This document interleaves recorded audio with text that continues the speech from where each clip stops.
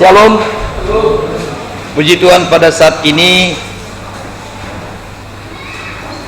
di minggu yang pertama bulan November, seperti yang dibilang Pak Tampun, berapa hari lagi tahun baru? Iya.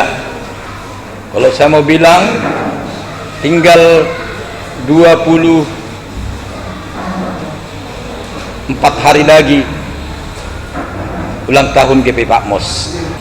Itu dulu. Terima kasih Alfa sudah masuk pelajaran yang ketiga, dan kita bersyukur anak-anak Alfa sudah ada yang ibadah di sini. Tepuk tangan dulu bagi Yesus Tuhan.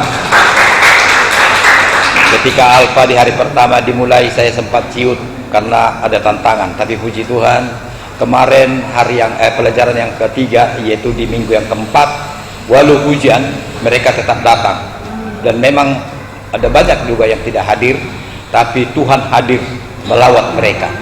Saya rasakan luar biasa Tuhan, karena pelajaran-pelajaran yang saya sampaikan biasanya kalau di Alfa tunggu di minggu 7 baru terasa gitu, tapi ini di minggu 2 saja sudah terasa. Kemarin minggu 3 sudah ada yang pelepasan, sudah ada yang penurut. Wah, luar biasa Tuhan melawat kami. Saya pikir itu sebabnya dukung terus Alfa ya. Ada beberapa orang yang terlibat, orang tua di Alfa, mari maju terus. Tuhan kasih lagi firman ini pada saya. Perkara kecil menyatakan kuasa yang besar, edisi yang keempat pada hari ini, Minggu 7 November 2021. Mari kita akan lihat dulu ayat pendukungnya atau ayat pokoknya dalam Lukas pasal 16 ayat yang ke-10. Lukas pasal 16 ayat yang ke-10. Kita baca sama-sama, 3, 2 ya. Barang siapa setia dalam perkara-perkara kecil, ia setia juga dalam perkara-perkara besar. Dan barang siapa tidak benar dalam perkara-perkara kecil, ia tidak benar juga dalam perkara-perkara besar. Nah, ini merupakan janji Tuhan, motivasi dari Tuhan supaya kita mau belajar dari hal-hal yang kecil. Belajar dari hal-hal yang kecil. Kalau Tuhan percayakan kepadamu hal yang kecil, modal yang kecil, usaha yang kecil, pekerjaan yang kecil, kalau kau setia, Tuhan akan tingkatkan menjadi hal yang lebih besar. Kita lanjut.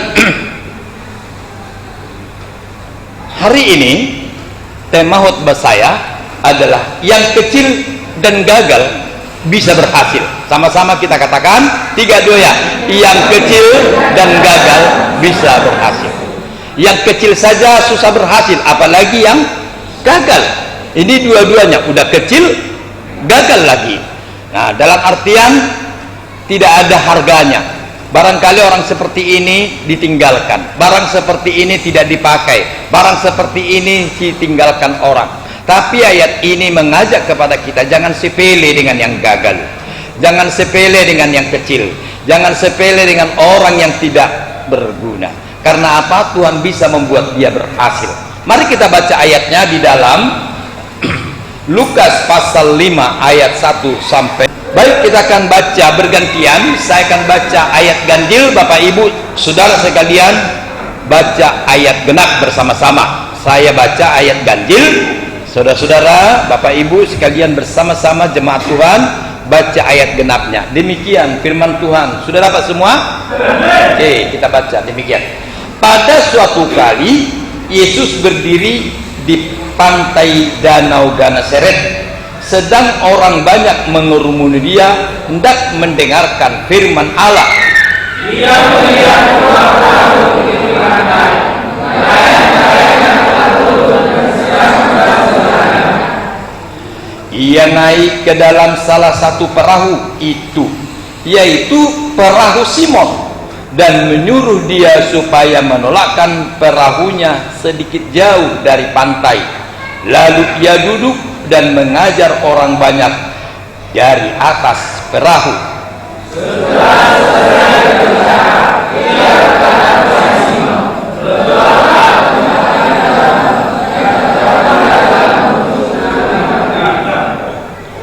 Simon menjawab, "Guru, telah sepanjang malam kami bekerja keras dan kami tidak menangkap apa-apa.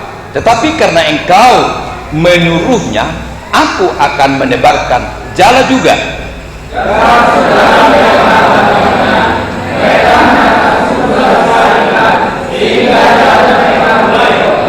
Amin, amin. Hari ini kita akan dengarkan kegagalan bisa membawa pada sebuah keberhasilan. Ya, yang gagal jangan dianggap gagal terus. Jangan langsung dibuang, jangan langsung disingkirkan. Karena ada waktunya Tuhan bisa membuat dia berhasil. Kita lihat saudaraku, cerita ini adalah waktu itu Yesus datang ke daerah Genesaret. Di sana ada danau.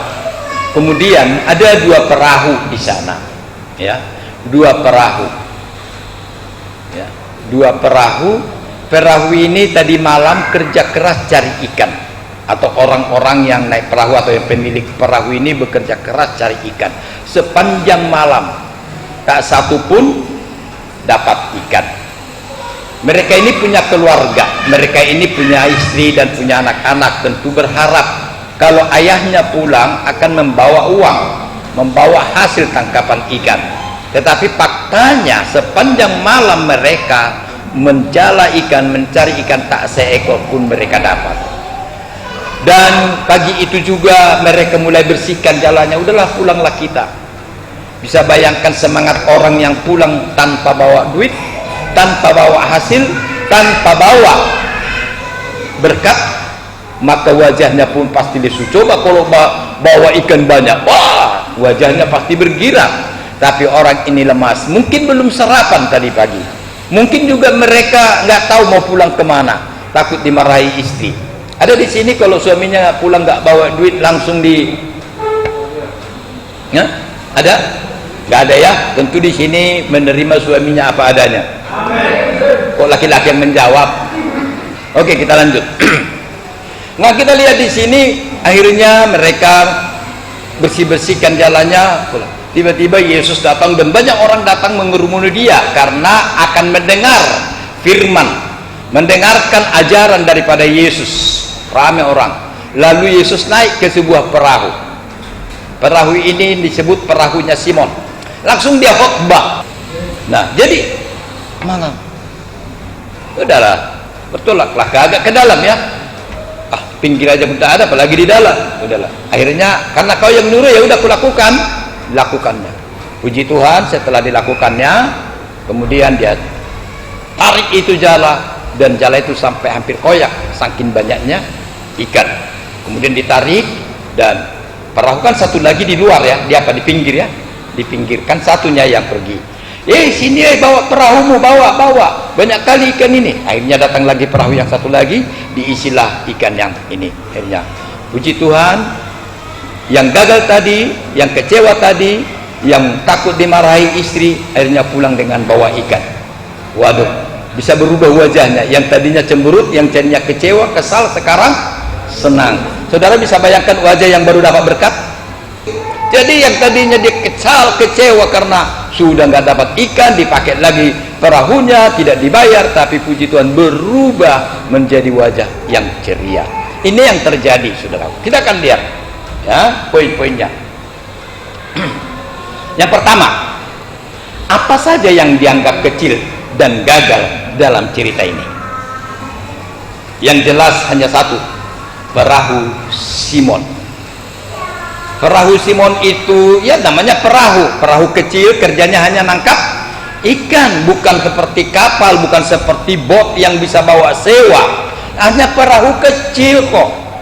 Itu pun perahu yang sudah gagal, tidak bisa dapat ikan, tidak dapat ikan mereka satu malaman. Kita lihat ayatnya di dalam ayat yang ketiga dan 5a. Ayat yang ketiga, yuk ya, Alkitabnya, ayatnya taruh di situ, kita Alkitab itu taruh di ayat itu sehingga saudara tidak lari-lari nanti carinya ayatnya. Ayat yang ketiga kita baca sama-sama, 3, 2 ya. Ia naik ke dalam salah satu perahu itu, yaitu perahu Simon, dan menyuruh dia supaya menolakkan perahunya sedikit jauh dari pantai. Lalu ia duduk dan mengajar orang banyak dari atas perahu. Coba, yang pertama dia pakai perahu Simon, bukan dipakai untuk nangkap ikan, tapi untuk apa tadi? Ngajar. Kira-kira dikasih sewa? Enggak dikasih sewa, enggak dikasih, aduh. Tapi Soleh katakan inilah awal keberhasilan. Perahu yang kecil ini dinaiki oleh Tuhan Yesus. Tidak pala tanya-tanya, tidak ini dan seperti, tapi langsung pula mau si Petrus. Ya, si Simon maksud saya. Simon berganti nama dengan Petrus. Simon langsung mau, tidak protes. Jangan Tuhan, jangan, perahuku bocor. Atau bisa jadi bilang, jangan Tuhan, kami udah mau pulang, udah lapar nih, belum ada dapat ikan, saya melaman. Bisa saja bilang, jangan Tuhan, jangan, itu perahu yang satu itu aja lah. Tapi dia langsung terima tanpa komen. Yesus naik ke dalam perahu itu.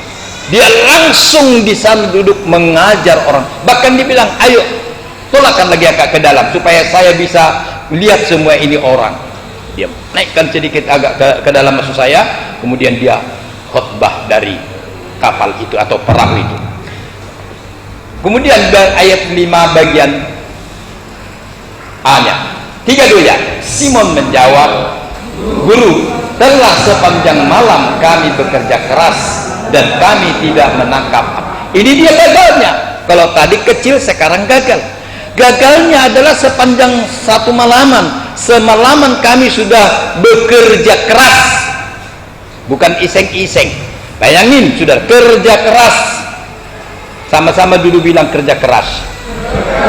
Kerja keras aja masih ada yang gagal, apalagi main-main. Banyak orang main-main, iseng-iseng. Bagaimana dia mau dapat, bagaimana dia mau berhasil. Orang kerja keras aja masih ada yang gagal kok. Terus belum apa-apa udah ngeluh, malah ini dah ada. Padahal belum kerja keras, masih sampingan, masih iseng-iseng, masih santai-santai kerjanya. Bagaimana mau berhasil? Ya, saya ulangi, kerja keras saja pun masih ada yang gagal. Artinya apa di sini? Orang kerja keras aja pun masih bisa gagal.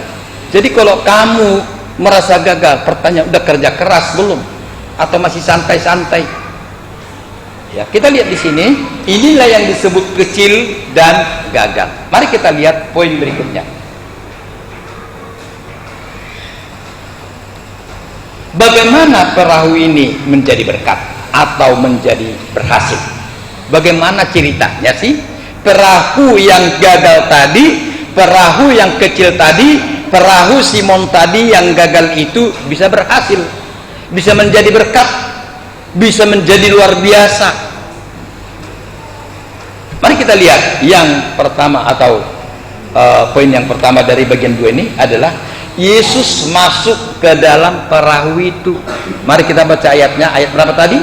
3. Ulang kita baca 3 tadi. 3-2 ya. Ia naik ke dalam salah satu perahu itu, yaitu perahu Simon, dan menyuruh dia supaya menolakkan perahunya dan mengajar. Lalu ia duduk dan mengajar orang banyak dari atas perahu. Ini yang pertama. Yesus masuk ke dalam perahu.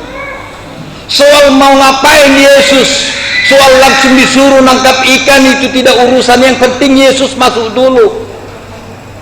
Sekali lagi, kalau langsung ayo kita tangkap, wah siapa yang gak senang? Ini tidak dipakai Yesus.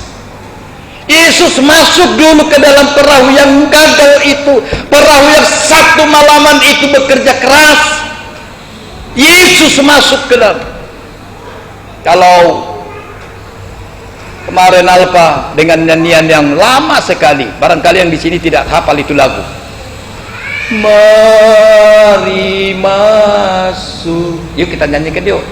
Mari masuk, masuk hatiku, ya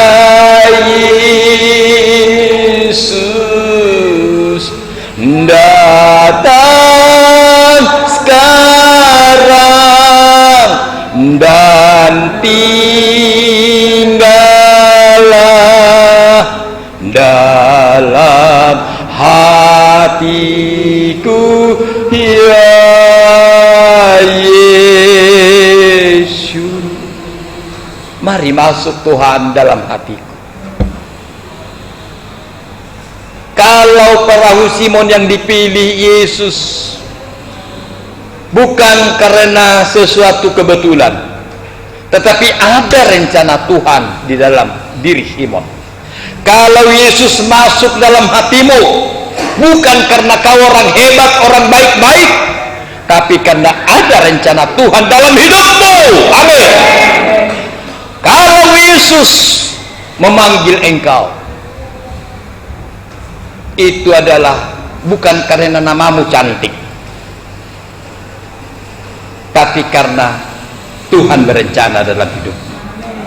Ku dengar Yesus memanggil, ku dengar Yesus memanggil, ku dengar Yesus memanggil, angkat salib, ikutlah aku. Engkau dipanggil Yesus bukan karena engkau pengangguran. Engkau mengikut Yesus bukan karena engkau pengangguran, tetapi engkau mengikut Yesus karena Tuhan Yesus punya rencana yang indah dalam kehidupanmu. Haleluya. Sekali lagi, Yesus memanggil engkau karena Tuhan Yesus punya rencana yang besar. Justru dipanggil saat gagal, justru dipanggil saat kecil, mungkin dipanggil saat muda, mungkin engkau dipanggil saat galau. Demikian halnya perahu ini dipakai Yesus justru di saat gagal, dipakai oleh Yesus, dipijakkan kaki oleh Yesus di saat tidak ada gunanya lagi. Bahkan perahu sudah dipinggirkan hendak pulang, bahkan tidak lagi dianggap sebuah kebanggaan. Tapi situlah Yesus masuk, disitulah Yesus duduk untuk mengajar. Oleh sebab itu saudaraku, kalau Tuhan panggil engkau, mau untuk apa Tuhan? Gak usah kau protes. Mau apa sih Tuhan maunya sama saya? Sekali lagi, perahu ini tidak langsung menangkap ikan kok, dipakai untuk mengajar. Dengan kata lain, hidupmu dipakai Tuhan di luar dugaanmu, di luar rencanamu, di luar kemauanmu.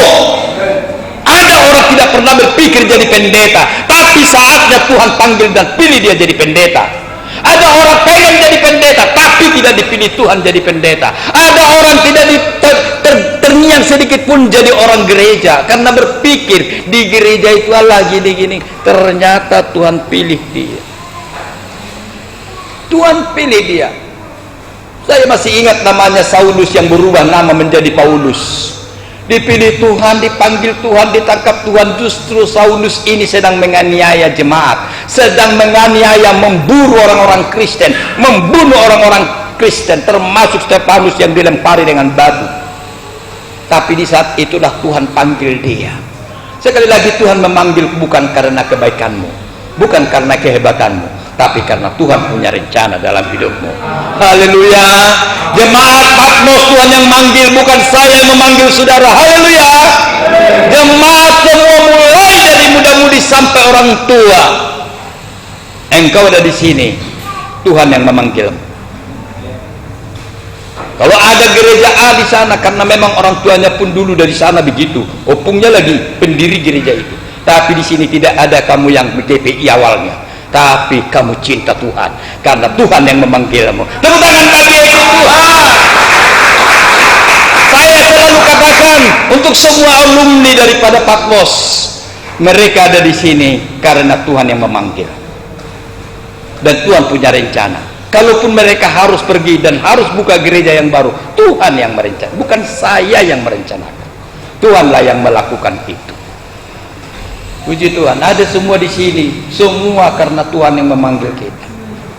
Bukan karena gereja kita yang lama, bukan karena kita, waduh fasilitasnya, bukan. Tidak ada di antara kita hanya karena melihat fasilitas. Kalau melihat fasilitas yang lama gereja Patmos, tempat banjir-banjir, wih mengerikan. Tapi di sana banyak orang yang lahir baru, banyak orang yang dijamah Tuhan, diubah Tuhan. Dan saya percaya gereja kita akan terus Tuhan pakai. Itu sebabnya siapkan dirimu. Siapkan dirimu jadi perahu yang dipakai oleh Yesus. Siapkan dirimu menjadi orang-orang yang dipakai oleh Yesus. Haleluya. Mari kita lanjut. Nomor 2. Apa dikatakan? Yesus memakai perahu itu, bukan saja Yesus masuk, tapi Yesus memakai. Ada orang sudah masuk Yesus dalam hatinya, ada Kristen sudah terima Yesus dalam hatinya, tapi tidak dipakai oleh Yesus, tidak mau dipakai Yesus. Saudara, pernahkah saudara membeli sebuah barang, katakanlah sepatu? Kau beli sepatu, kau simpan di rak sepatu yang cantik, mungkin masih di kotaknya, tapi jujur nggak pernah kau pakai. Bagaimanalah perasaan sepatu itu sama kau kalau bisa ngomong? Nah, bagaimana perasaannya? Apapun, aku lebih enak kian tinggal dengan sepatu yang lain, bertemu dengan kawan-kawan, ditawar orang, dicoba orang. Lah aku setelah dibeli sudah 4 tahun nggak pernah dicoba. Ada orang beli kebaya, jahitkan kebaya, nggak pernah dipakai. Kira-kira seperti itu banyak jadi orang Kristen. Katanya Yesus masuk dalam hidupnya, Yesus ada di hidupnya, tapi tidak pernah dipakai Yesus hidupnya, tidak pernah menjadi saksi, tidak pernah menjadi berkat kepada yang lain. Tapi lihat, ini perahu gagal, bahkan tidak berguna bagi yang lain, tapi ini dimasuki oleh Yesus, diduduki Yesus, dan dipakai oleh Yesus. Ini yang membuat hidupmu harus berubah. Tidak sama dengan Kristen yang lain yang hanya sekedar Yesus masuk dalam hidupnya, bangga dengan Yesus dalam hidupnya, bangga dengan salib di rumahnya, bangga dengan tato salib, bangga dengan kalung salib, bangga dengan buku endenya, bangga dengan buku nyanyiannya, bangga dengan Alkitabnya, tapi tidak pernah dipakai Yesus hidupnya. Mari saudara yang Tuhan, dimanapun kau bersaksilah tentang Yesus, biarlah hidupmu dipakai. Amin. Dimanapun kau bersaksilah. Anak-anak Alfa saya katakan, saksikan apa yang kau alami. Kalau itu awalnya engkau diusir sama orang tuamu, adukan sama Tuhan. Saya sudah pernah berkata, ada seorang anak Buddha SMA, masih kelas 3 SMA atau kelas 2 ya, tak nambah saksinya. Orang Cina, Buddha, masa gini-gini dan apa yang menyembah, datang ke gereja kita penuh dengan Roh Kudus, marahi sama bapaknya. Akhirnya dia berdoa di bawah tempat tidur karena takut adiknya ketahuan nanti getar-getar. Yang kedua, dia mau berdoa pagi pas mau sekolah, sudah terlambat bangun, dia mau berdoa, takut dia ribut didengar oleh orang tuanya. Masuk ke kamar mandi, saudaraku, langsung nyalakan air, dia berdoa supaya enggak kedengaran suaranya, suara air yang kedengaran. Kok lama kali ini mandi, pikirnya rupanya yang berdoanya dia di dalam.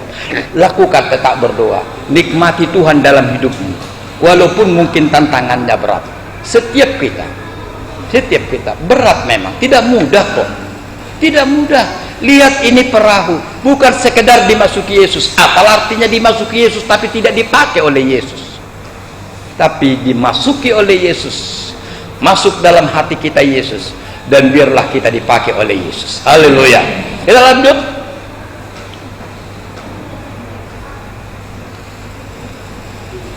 Yang ketiga apa katanya? Kita baca sama-sama. 3, 2 ya.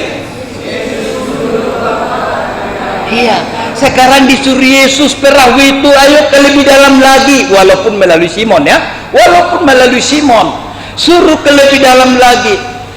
Apa kata Simon? Dalah tadi malam dari nggak ada apa-apa, tapi disuruh Yesus lebih dalam lagi, lebih lagi. Jangan puas dengan dipakai, jangan puas dengan diduduki, dinaiki oleh Yesus, tapi diizinkanlah hidupmu diperintahkan Tuhan lebih dalam lagi. Amin.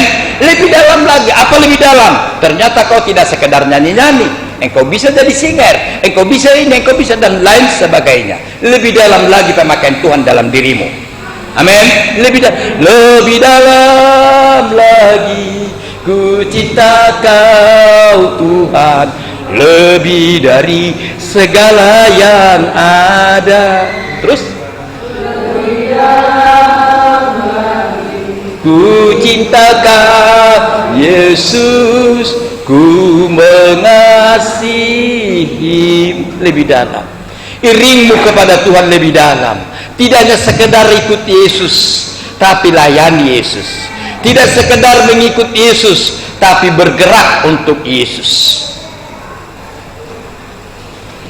Kekristenan hanya sekedar pengikut, tetapi seharusnya kita bukan sekedar pengikut.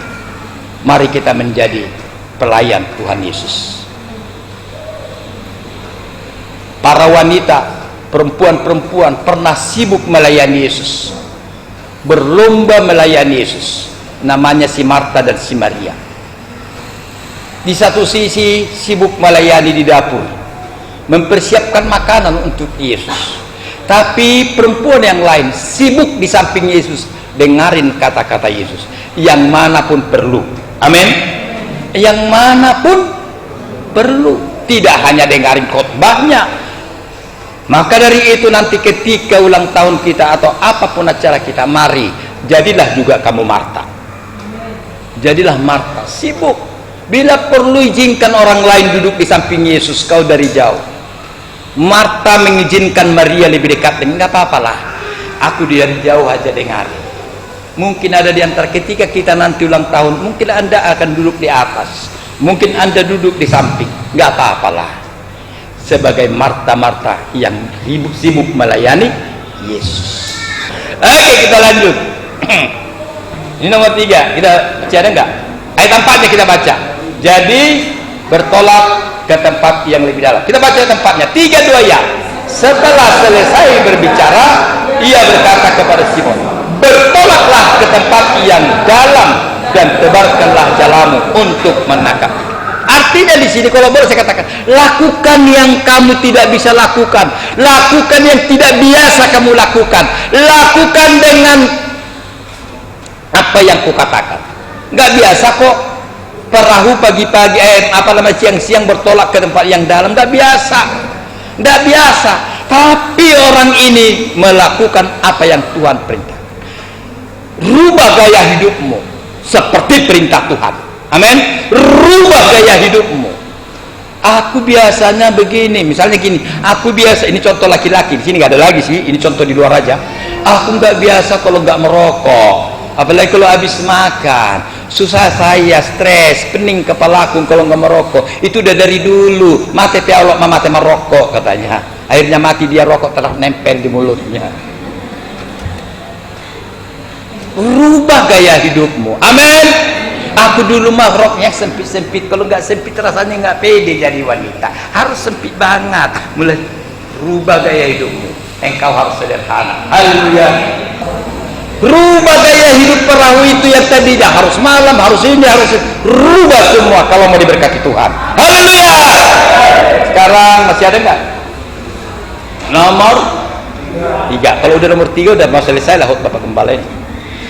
Bagaimana kegagalan berubah menjadi keberhasilan? Ketika kita melakukan perintah Tuhan. Jadi gagal bisa berubah menjadi sebuah keberhasilan. Bukan hanya kerja keras. Kalau tadi kerja keras belum tentu berhasil. Tapi ada sesuatu yang Tuhan mau. Lakukan apa yang Tuhan perintahkan. Walau berat. Ayat 5 dan 6. Ayat 5 dan 6. Walau tidak masuk akal, walau berat, tidak mungkin, impossible, apalagi mustahil. Kita lihat, tidak mungkin, nggak masuk akal, terus apa lagi? Mustahil, sudah gagal, sudah aduh. Tapi karena Tuhan, mari kita baca ayat yang kelima dulu. 1, 2 ya. Simon menjawab, Guru, telah sepanjang malam kami bekerja keras dan kami tidak menangkap apa-apa, tetapi karena Engkau yang menyuruhnya, aku akan menebarkan jala. Kita ganti dengan kalimat ini ya, tolong pegang. Tetapi karena Tuhan yang perintahkan, aku melakukannya juga. Sekali lagi, tetapi karena Tuhan memerintahkan, aku melakukannya juga. 3, 2 ya. Kuncinya di sana. Bukan jalannya yang baru, bukan perahunya yang baru, bukan danaunya yang baru, bukan waktunya yang baru. Persoalannya ketika dia melakukan melakukan perintah. Jangan sepele dengan perintah Tuhan, saudara. Jangan sepele, sekali lagi jangan sepele dengan perintah Tuhan. Contoh aja, ini ada, bacakanlah lebih jelas. Mazmur 133 1-3. Ya. Sungguh alangkah baiknya dan indahnya apabila saudara-saudara diam bersama dengan rukun, seperti minyak yang baik di atas kepala meleleh mencabut, yang meleleh mencabut harum dan meleher jubahnya, seperti embun gunung Hermon yang turun ke atas gunung-gunung Simon. Sebab kesanalah Tuhan memerintahkan berkat kehidupan untuk selama. Iya. Kata kunci dalam berkat ini, dalam ayat ini adalah rukun. Jadi kalau suami istri ada tidak rukun, bagaimana Tuhan memberkati? Ini contoh aja. Saudara pikir Allah. Ada lagi, saudara. Berilah kamu maka akan diberi. Bagaimana? Ini kunci.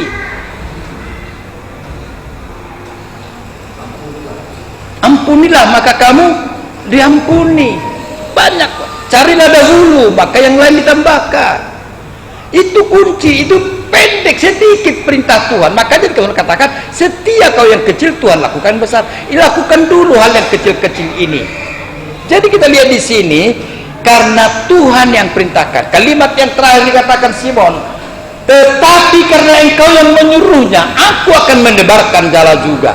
Walau tidak masuk akalku, aku akan lakukan. Walau tidak mungkin, aku akan lakukan. Bahkan walau jalaku sudah kuberes-bereskan. Tahu apa kubereskan? Kalau misalnya kita kerja udah sore nih, capek, udah apa namanya, badan sudah dibersihkan lah, udah inilah, lalu disuruh bapak kita lagi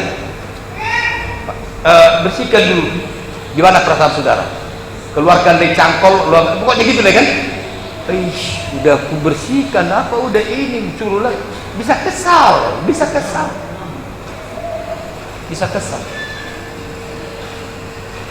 Sedangkan baru aja kita nyuci piring, tiba-tiba ada orang minum langsung ditaruhkan lagi di tempat itu. Baru aku capek nyuci piring, ada lagi gelas yang kotor. Itu aja apalagi sudah diberes-bereskan, suruh lagi ngulang. Begitulah Simon. Sudah dibereskan jalannya, sudah mungkin sudah salin, ganti baju dinasnya gitu ya. Biasakan kalau pakaian apa kan ada untuk kerja, ada pakaian untuk pulang, ada. Nggak mungkin lah pakai dari pajak dipakai terus ke gereja, nggak mungkin kan? Nah, kira-kira gitu. Udah diberi. Tapi kata Simon, karena kau perintahkan, aku lakukan juga. Walau tidak masuk akal, walau tidak gaya hidupku, walau tidak mungkin, walau aku sudah tutup, walau aku sudah selesai, tapi karena kau perintahkan, aku akan lakukan. Ini luar biasa rahasia. Di poin ini masih banyak orang yang tidak sanggup. Kalau poin yang pertama tadi apa? Yesus masuk, betul kan? Masih bisa. Yang kedua apa? Yesus memakai dia. Yang ketiga, Yesus apa? Yang ke dalam. Oke deh. Tapi yang terakhir, yang ini, perintah Tuhan. Kadang-kadang sudah diperintah, nggak masuk akal, enggak. Oke, kita lanjut. Ayat 6. 3-2 ya. Dan setelah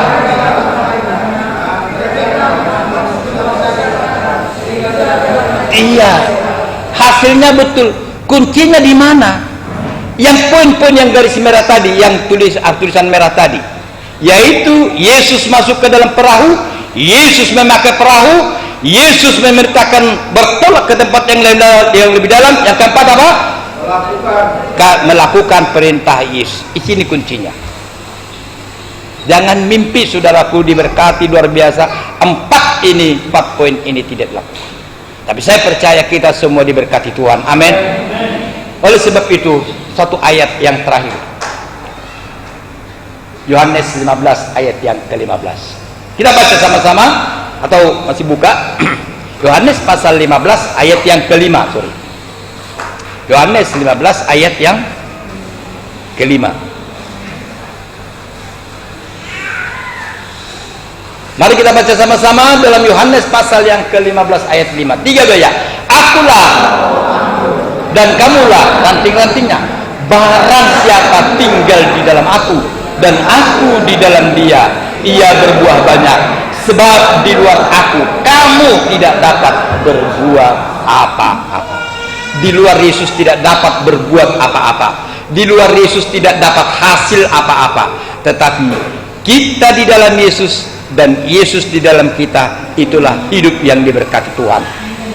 Yesus di dalam perahu sekaligus perahu dalam perintah Yesus. Inilah yang membuat perahu yang gagal itu berhasil.